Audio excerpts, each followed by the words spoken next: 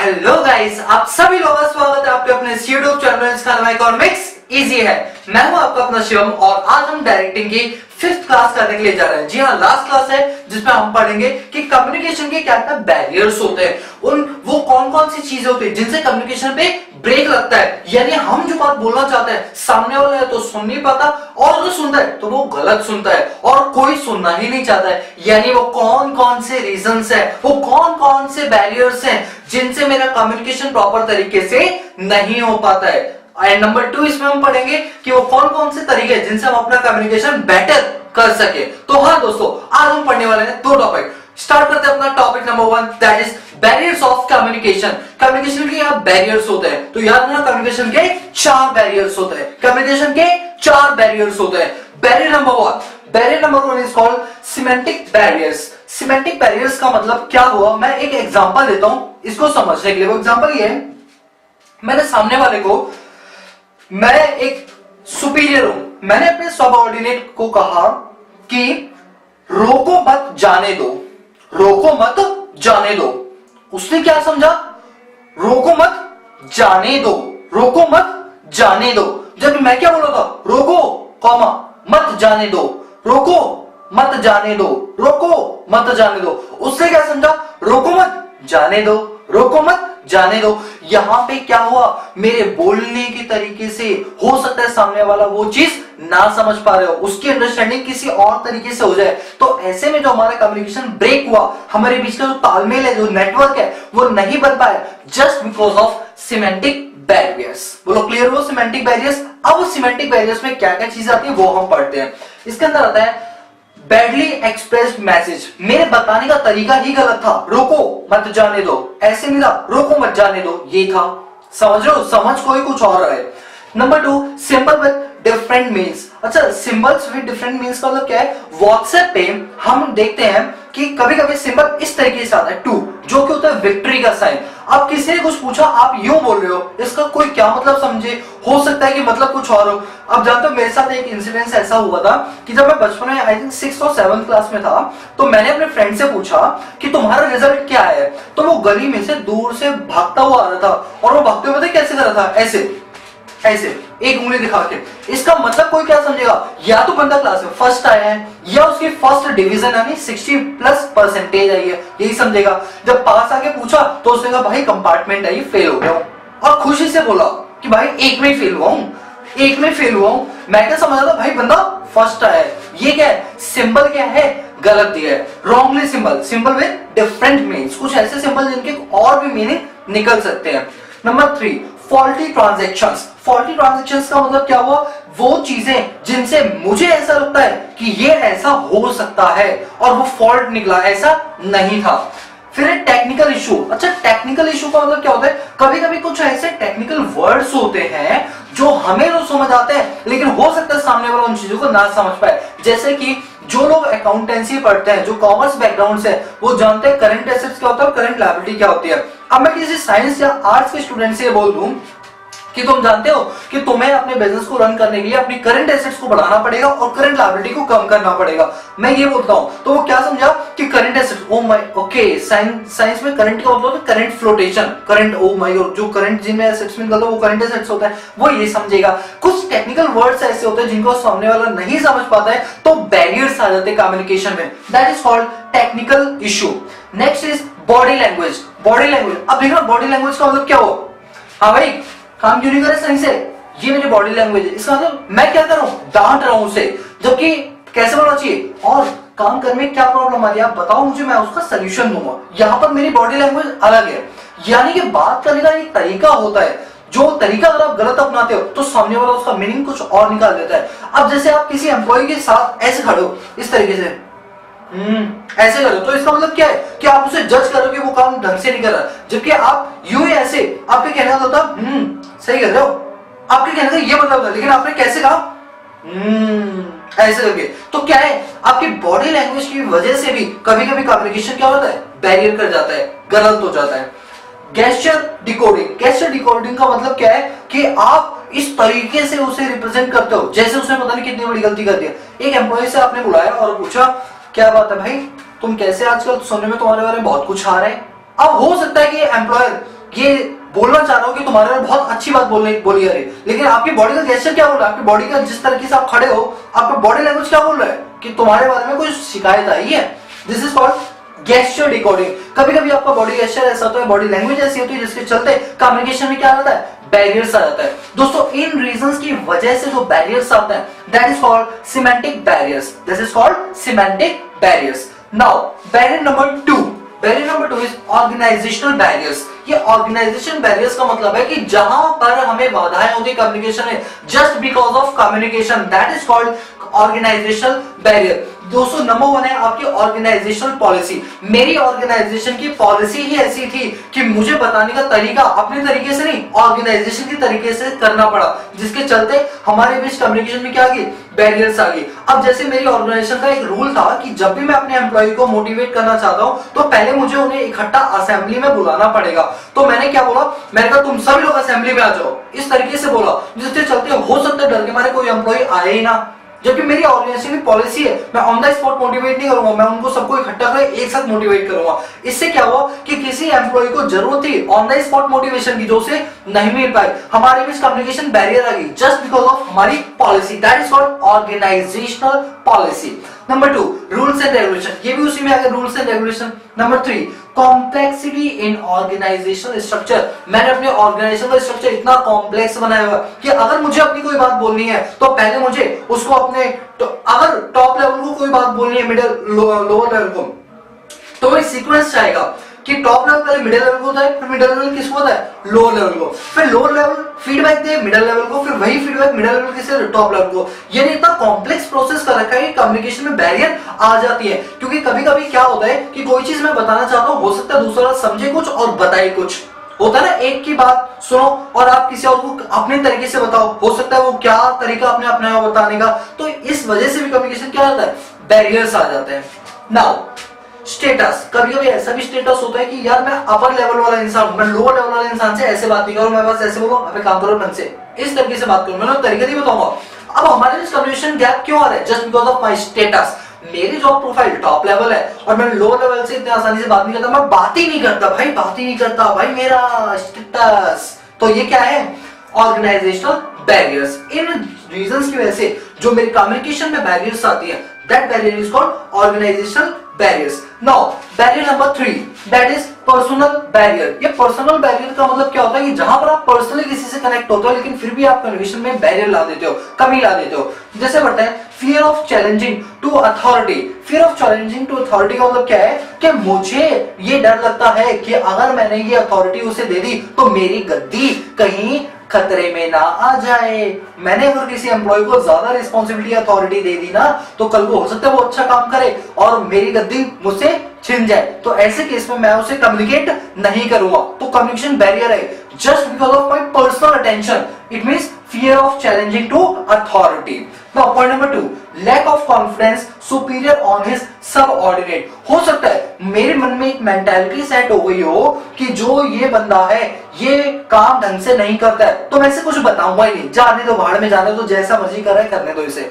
ये मेरे personal barriers है भाई, मेरी पर्सनल अटेंशन क्या है वो अलग है, लेकिन मैं इस टाइम ऑर्गेनाइजेशन में काम कर रहा हूं, मुझे तो उसे बताना ही पड़ेगा, right. Number 3 unwillingness to communicate. कभी कभी क्या होता है कि हम कम्युनिकेट अनविलिंगनेस तरीके से करने लगते हैं, मतलब नहीं बोलना तो वहां बोलते हैं और जहां बोलना तो वहां बोलते ही नहीं है। Lack of proper incentive. जान दो जब एक इंसान को प्रॉपर पैसा टाइम पे नहीं मिलता ना तो उसका काम करने में मन नहीं लगता, फिर वो कम्युनिकेट भी ढंग से नहीं करता। उसका जब मुझे पैसा टाइम से नहीं दे रहा तो मैं क्यों सबकी टेंशन लेके सर पे घूमता हूं कि तुम ऐसे करो तुम वैसे करो, मैं तो नहीं करता, जाओ भाड़ में जाओ। ये क्या है, लैक ऑफ प्रॉपर इंसेंटिव। मेरा कम्युनिकेशन रुक गया just because of some incentive. आप जानते हो इंसेंटिव मैंने आपको पढ़ाया था क्लास नंबर 3, फाइनेंशियल और नॉन फाइनेंशियल। नहीं देखा तो पीछे जाओ। ये क्या है, personal barriers. Now fourth is psychological barrier. Psychological, oh my god, psychological क्या होता है, ये तो बड़ी धातु सी टर्म्स आ गई दोस्तों। साइकोलॉजिकल होता है ये बोले तो मेंटल, ये बोले तो मेंटल मैंने दिमाग, ठीक है, उसकी बात कर रहा हूं। Number 1 premature evacuation. दोस्तों ये पॉइंट तो इतना मजेदार है कि मैं बता नहीं सकता। प्रीमैच्योर इवैक्यूएशन का मतलब पता है रियल मीनिंग क्या होता है, जब बच्चा पैदा होता है ना तो टाइम से जब पहले हो जाता है तो उसकी पूरी तरह से बर्थ नहीं हो पाती है, टाइम से पहले नहीं कराता है तो साइज में छोटा होता है, कुछ लंग्स हार्ट डेवलप नहीं हो पाते उसके, उसे बोलते हैं प्रीमैच्योर इवैक्यूएशन। लेकिन उसका कम्युनिकेशन से क्या मतलब है, बच्चा पैदा करना नहीं, यहाँ पर इसका ये मतलब है कि कुछ लोग ऐसे होते हैं जो कुछ सुनने से पहले ही बोल देते हैं यस सर हम कर सकते हैं। अब एक एग्जांपल देता हूं मैं आपको, मतलब कहने का मतलब ये है कि सुनने से पहले ही आंसर दे देना जबकि बोल कुछ और रहे थे। जैसे मैंने आप लोगों को बोला कि आप में से कितने लोग हैं जो पढ़ाई को बहुत ही सीरियस तरीके से और एकदम से हाथ उठा लिया आपने, जबकि मैं बोल रहा था आप में से कितने लोग हैं जो पढ़ाई को सीरियस तरीके से नहीं करते और आपने हाथ उठा लिया जल्दबाजी में, यानी this is called premature evacuation. जैसे एक बच्चा जल्दी अगर हो जाता है उससे क्या होता है, प्रीमैच्योर इवैक्यूएशन। उसी तरीके से आपने भी सुनने से पहले तुम हाथ रेस कर दिया। दोस्तों इसके चलते क्या आ गई, बैरियर्स आ गई। दिस इज नॉट साइकोलॉजिकल, देख मतलब मेंटली यार, ठीक है। Second, lack of attention. Attention, कोई कुछ बता रहे हैं और हम तो अपने में मस्त है भैया, हम तो अपने मालिक खुद हैं, सुनो सबकी लेकिन करो अपनी, सुनो सबकी करो अपनी। That is called lack of attention. कोई बोलता रहे हाँ तू बोल, बहुत बड़े बोल बोल बोल बोल, मतलब कुत्ता है मुझे आप ऐसे बोल रहे हो, लेकिन मनी मन ऐसे ही बोलते ना, हाँ चल तू बोल यार, तू दिल की बड़ा सिखा, बस बोलिया जाओ, बोलिए ना तेरा जाओ। ये क्या है, लैक ऑफ अटेंशन। भैया तुम बोलते रहो, मैं तो तुम्हारी तरफ ध्यान भी नहीं दे रहा, भौंकते रहो पौ पौ, ठीक है। अब next is loss of transmission. Loss of transmission का मतलब क्या हुआ कि वो मुझसे कांटेक्ट करना चाहता है लेकिन मैं करने ही नहीं दे रहा हूँ, वो मुझे मिलता है मैं वहीं से गुजर जाता हूँ, उसका गुस्सा मेरा निकलना, उसका बोलना मेरा जाना, यानी तुम बोलो यहाँ से निकालो यहाँ से। यही तो होता है, पेरेंट्स भी तो यही करते हैं, आपको बोलते हैं निकाल दो, सुनो निकालो, फिर बोलते सुनो सबकी लेकिन करो अपनी। This is called lack of transmission. इसका आता है distrust. Distrust, oh my god, ये क्या आ गया एक नया बवाल। इसका मतलब होता है कि जिस इंसान पर आपको ट्रस्ट नहीं है, आप ये मान लेते हो कि वो काम ढंग से नहीं करेगा, इसके चलते आप कम्युनिकेट नहीं करते उस पर, क्योंकि आपको उस पर ट्रस्ट नहीं कि वो काम कर पाएगा। ये क्या है, आपकी साइकोलॉजिकल बैरियर है। वो तो नहीं बोल रहा कि मैं ये नहीं कर सकता, लेकिन अपने मन में आपने ये बात रखी है, डिस्ट्रस्ट। बोलो क्लियर हुआ? तो ये सारी बैरियर्स क्या कहलाते हैं, साइकोलॉजिकल बैरियर्स। दोस्तों अब ये बैरियर्स आप कैसे याद करोगे, इसके लिए मैंने ट्रिक बनाई है, that is SOAP, SOAP, SOAP। इसमें एक का कोई मतलब नहीं है, SOP का मतलब है SOAP। S for semantic barriers, O for organisational barrier, और P के यहाँ पर दो है, एक तो साइकोलॉजिकल और एक personal barriers. SOAP, SOAP, S for semantic barrier, O for organisation barrier. A का कोई मतलब नहीं, P के दो मतलब है, पर्सनल बैरियर और साइकोलॉजिकल बैरियर्स। इनके अंडर के जो पॉइंट्स है वो आपको खुद ही याद करने पड़ेंगे। मैं सिर्फ आपको पॉइंट समझाऊंगा, एक्सप्लेनेशन आपको खुद अपनी लैंग्वेज में लिखनी है, right. Now next question arises, way to improve communication. अब जो ये कम्युनिकेशन है ये हम कैसे इंप्रूव करें, आखिर वो कौन कौन से तौर तरीके हैं जिनसे हम अपनी कम्युनिकेशन को इंप्रूव यानी डेवलप कर सकते हैं। तो हमारे पास कई सारे तरीके हैं। अच्छा मैंने 8 तरीके लिखे, डजंट मीन कि सिर्फ 8 होते कई सारे, बट ओवरऑल मैंने इन 8 पॉइंट में उनको समेट लिया है। Number 1, clarifying idea before communication. जब भी आप कोई बात बोल रहे हो तो पहले जो आप बोलने जा रहे हो उसको पहले रिकॉल करो, मन में सोचो क्या ऐसा बोलने से मार्केट पे क्या इंपैक्ट पड़ेगा, लोग क्या सोचेंगे, क्या समझेंगे, मेरे इस आइडिया के लोग क्या कहेंगे, क्या इसका मेरे ऑर्गेनाइजेशन पे कोई फर्क पड़ेगा। यानी ये तो वही बात है कि जब भी हम कोई शूट करते हैं उससे पहले हम उसका एक रिहर्सल करते हैं और ये देखते हैं क्या जो हमें आउटपुट चाहिए वो हमें मिल रहा है नहीं मिल रहा। ठीक उसी तरह से आप कुछ भी बोलने से पहले जरा उसके बारे में सोच लो, विचार लो, उसके बाद कुछ बोलो, जिससे कम्युनिकेशन बैरियर नहीं आएगी बल्कि कम्युनिकेशन आपका इंप्रूव होगा। Point number 2, communicate according to the needs of receiver. दोस्तों जिसको जैसी जरूरत है उसको वैसा ही कम्युनिकेट करना चाहिए। एक बात बताओ, किसी प्यासे को पानी पिलाया नहीं, बात अमृत पिलाने से क्या फायदा। क्या मतलब है इसका कि जब एक इंसान प्यासा था तो आपने उसे पानी का नहीं पूछा और मर जाने के बाद आप उससे कह रहे हो क्या तुम अमृत पियोगे जिससे तुम अमर हो जाओ। दोस्तों कोई फायदा नहीं है। जैसी जिसकी नीड होती है उस टाइम पर उसको वही नीड सेटिस्फाई कर सकती है और आपको वही करना है। आपके यहाँ पर इतने सारे एम्प्लॉयज हैं काम करने वाले, तो ये देखो किस एम्प्लॉय की क्या जरूरत है उस जरूरत के अकॉर्डिंग आप उससे बात करो। अगर एक एम्प्लॉय को रॉ मटेरियल की जरूरत है तो उससे आप कम्युनिकेट रॉ मटेरियल के रिगार्डिंग करो, ना कि उसके इंसेंटिव के रिगार्डिंग बात करो। जो जिसकी जरूरत है आप तब जो बात करोगे वो ज्यादा हेल्पफुल रहेगी। अब सोचो कि आप एक पार्टी में जा रहे हो और पार्टी में जाके आप किसी से ही पूछो कि भाई और बता क्या हालचाल, ये अच्छी बात है आप पूछ रहे हो, और यहाँ कैसे आना हुआ, इतने टाइम बाद नजर आए। अब इसकी जगह आप पूछ रहे हो यार एक बात बता, आज से 2 साल पहले तेरी कंपार्टमेंट आई थी तो तू कैसे पास हुआ था। अब तो शादी पार्टी में ये कौन सा क्वेश्चन है, जैसी जिसकी जरूरत है वो वैसी बातें करे ना उस टाइम पे, यानी सही बात को सही समय पर करना, right. Number 3, consult other before communicating. कुछ भी बोलने से पहले अपने बराबरी वालों से या अपने अपर लेवल वालों से जरूर कम्युनिकेट करें कि हम ये ऐसा कुछ बोलने आ रहे हैं, क्या ऐसा बोलना हमारे लिए सही होगा। तो हमेशा अपने अपर क्लास वालों से कम्युनिकेट जरूर करो, उससे उनकी राय विमर्श जरूर लो, राइट। अब जैसे कि आप लोगों ने मुझे कुछ टाइम पहले, जब मैं, अब आप जानते हो जैसे मेरे इकोनॉमिक्स का भी अपना एक चैनल, सेम यही चैनल है जिसपे इकोनॉमिक्स की वीडियो डाली हुई माइक्रो और मैक्रो की। जब वो वीडियो मैंने बनाई आप लोगों ने देखी तो आप में से कई लोगों की कमेंट आया कि सर प्लीज बिजनेस स्टडीज की भी वीडियोस बनाओ। तो आप लोगों के कमेंट सुन के, आप लोगों का फीडबैक सुन के, आप लोगों में से कई सारे लोगों ने जब मुझे पुशअप दिया कि भैया इकोनॉमिक्स भी पढ़ाओ ना हमें सर, तो मैंने क्या किया, फिर इकोनॉमिक्स की वीडियो शूट करनी स्टार्ट किया आप लोगों के हेल्प के लिए। ये क्या है कि पहले मैंने आप लोगों से आपके विचार लिए, उसके बाद ही मैं वो क्या कर रहा हूं, कम्युनिकेट कर रहा हूं आप लोगों को, जिससे मेरा कम्युनिकेशन क्या हुआ, बेहतर हुआ, आप लोगों से कनेक्टिविटी और भी ज्यादा बढ़ी। Next, beware of language tone. अच्छा, हमेशा याद रखो जो लैंग्वेज आप यूज कर रहे हो ना वो ऐसी होनी चाहिए कि ऐसी ना हो लैंग्वेज कि कौन सी वो कहावत थी मुझे याद नहीं आ रही, मतलब ऐसी वाणी बोलिए कि जम के झगड़ा होए, ऐसी वाणी बोलिए कि जम के झगड़ा होए, पर उससे पंगा ना लीजिए जो खुद से तगड़ा होए। अभी कौन सी बात हुई, जबकि बात क्या है कि ऐसी वाणी बोलिए कि मन का आपा होए, पर आगे भाई मुझे भी नहीं आता, सॉरी, बट कहने का मतलब ये है कि हमेशा वाणी ऐसी बोलो जो मधुर हो, जो दिल पिघला दे और बोले यस जो तुमने कहा तुम कर ही लोगे, और तुमने मुझे बोला ना तेरे को मैं कर ही दूंगा, तुमने बोला इतने प्यार से, मेरे दिल पे लगी ये बात। दोस्तों अगर आप किसी भी इंसान से अगर प्यार से बात करोगे तो आपको रिस्पांस प्यार से ही देगा। मैं एक्सेप्शनल केस की बात नहीं कर रहा, जो रिस्पांस फिर भी उसी तरीके से देंगे, उसी घमंड से देंगे, उसी एक्शन से देंगे तो वो देते आ रहे हैं, मैं उनकी बात नहीं कर रहा, मैं नॉर्मल लोगों की बात कर रहा हूँ। प्यार से बोलोगे रिप्लाई भी आपको प्यार से मिलेगा। तो हमेशा अपनी टोन को इतने अच्छे से रखो कि सामने वाला आपकी बात को अच्छे से सुने और वैसा ही करे। जैसे मुझे पता है कि मैं एक टॉप लेवल मैनेजर हूं, अब मैंने देखा कि कुछ मैनेजर्स ढंग से काम नहीं कर रहे, तो एक तो तरीका है कि मैं उन्हें डांटू, और एक तरीका है कि मैं उन्हें तरीके से समझाऊं कि सर आपने प्लीज अगर ऐसे काम करोगे तो वो ज्यादा बेटर होगा, इससे आपकी पोजीशनिंग जो है और जो प्रमोशन है वो और भी ज्यादा बेहतर होगा। अब ये क्या हुआ, मैंने अपनी बात भी बोली और सामने वाले को बुरा भी नहीं लगा और वो इफेक्टिव तरीके से और काम को करेगा भी। तो ये क्या है, बी वेयर ऑफ लैंग्वेज, और अपनी जो टोन है ना वो सही रखो। हमेशा बात को करने की एक टोन होती है, तेज चिल्लाने से काम नहीं बनता, लीनियंट रहो लेकिन ऐसे बोलो कि लोग के दिल पे लगे और वो काम करे, राइट।